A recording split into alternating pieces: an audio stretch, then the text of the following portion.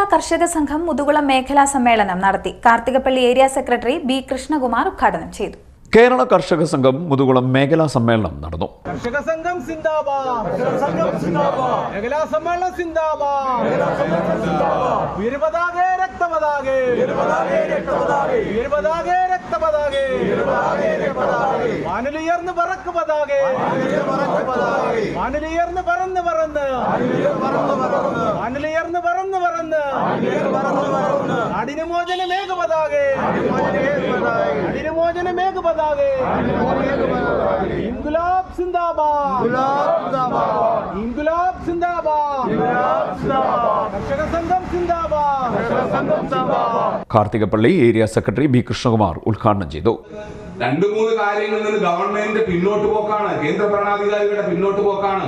നിങ്ങൾ ഉത്പാദിപ്പിക്കുന്ന വിളവ് സംഭരിക്കാൻ ഞങ്ങൾ തയ്യാറല്ല. നിങ്ങൾ എവിടാന്ന് വെച്ചാൽ കൊണ്ട് കൊടുത്തു.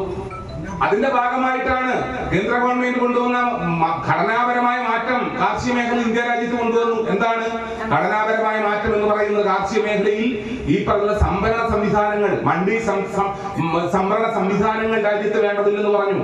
കോർപ്പറേറ്റ് കൃഷി രീതി കൊണ്ടുവരണമെന്ന് പറഞ്ഞു. എന്താണ്? കാർഷിക മേഖലയിൽ വൻകിട കോർപ്പറേറ്റുകൾ, യന്ത്രവൽകൃത കോർപ്പറേറ്റുകൾ വരികയാണ്.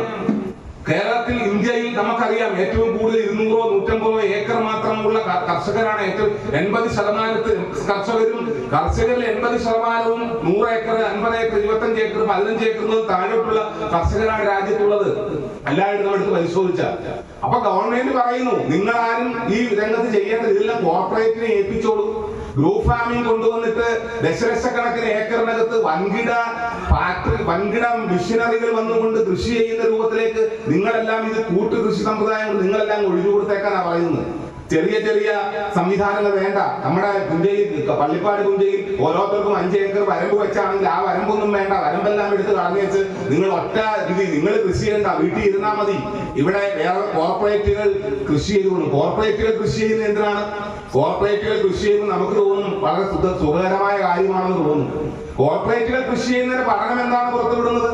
കോർപ്പറേറ്റുകൾ കൃഷി ചെയ്യുന്നതിന് പഠനം അവർ ഉത്പാദിപ്പിക്കുന്ന ഈ ഭക്ഷ്യധാന്യങ്ങൾ 70% മൂല്യവർദ്ധിത ഉൽപ്പന്നങ്ങൾക്ക് വേണ്ടി പ്രോസസ് ചെയ്യാൻ വേണ്ടിയാണ് ഉത്പാദിപ്പിക്കുന്നത്.